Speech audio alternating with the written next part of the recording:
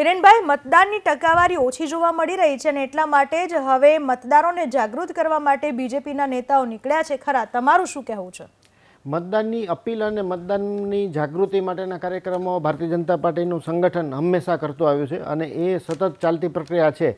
હવે જ્યારે અત્યારે ચૂંટણીના સમયે ઓછું મતદાન થયું છે માટે નીકળ્યા છે એવું નહીં. આપ કદાચ દ્રશ્યો બતાવી શકશો તો અમિતભાઈ ઠાકર જેવા જ અનેક સનિષ્ઠ કાર્યકરો, અનેક ધારાસભ્યો છે એ વિસ્તારમાં નીકળી અને લોકોને મતદાન માટે જાગૃત થવા, મતદાન ન કર્યું તો કરી આવવા માટે સમજાવતા હોય છે. મત કોઈને પણ આપવામાં આવે, ખાસ કરીને અત્યારે માહોલ, વેધરની જો વાત કરીએ, આપણે જો વાતાવરણની વાત કરીએ તો અત્યારે જે આપણે ગરમીનો સમય પણ નથી. ઘણીવાર આપણે એવું કહેતા હોય છે કે ગરમી ખૂબ છે એટલે મતદાન કરવા નથી નીકળી શકતા લોકો, એવું છે જ નહીં. માટે લોકોએ ખાસ કરીને જ્યારે એબીપી અસ્મિતાએ પણ એક આ મોટી મુહિમ ચલાવી છે તો મતદાન કરવું જરૂરી છે. અત્યારે મતદારોના હાથમાં એક માસ્ટર કી છે જેનાથી એ એમના ભવિષ્યની તાળું છે એ ખોલી શકશે અને એમના જે પ્રશ્નો છે એનું નિરાકરણ પર લાવી શકે છે.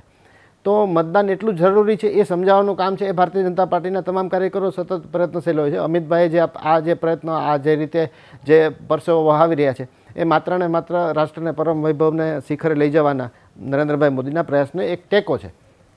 હિરેનભાઈ, એકંદરે જો વાત કરવામાં આવે 35%ની આસપાસ અત્યાર સુધી મતદાન નોંધાયું છે. જો ખરેખર એવું હોત તો કદાચ સવારથી આ જ પ્રયાસો જે બપોર પછી કરવામાં આવી રહ્યા છે, સવારથી કરી રહ્યા હોત તો લાગે છે કે એમાં કંઈક ફરક પડત ખરા? અને જે ટકાવારી સામે આવી પછી રાજનેતાઓના કંઈક અલગ જ ભાવ જોવા મળી રહ્યા છે. જો આ પ્રયત્નો છે એ સવારથી એવું નહીં, ઘણા દિવસોથી ચાલી રહ્યા છે અને આ સવારથી એ પ્રયત્નો, આ જ પ્રકારે પ્રયત્નો તમામ જગ્યાએ થઈ રહ્યા છે. ભારતીય જનતા પાર્ટીના કાર્યકરો છે એ લોકોને મળીને સતત પ્રયાસશીલ છે.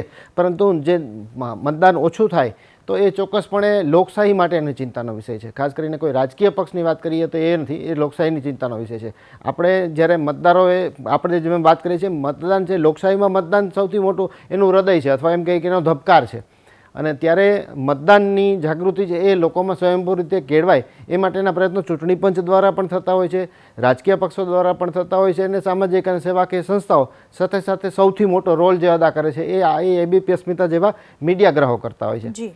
તો એ રોલનો ખાસ ચરિતાર્થ થાય એના માટે મતદારોએ જાગૃત થઈ અને જેટલા લોકો અત્યારે જોઈ રહ્યા છે એને મત આપવા નથી ગયા, જેમને મત આપવાનો છે એમણે મત આપવા જવું છે, એવી હું અહીંથી સૌને નમ્ર અપીલ કરું છું.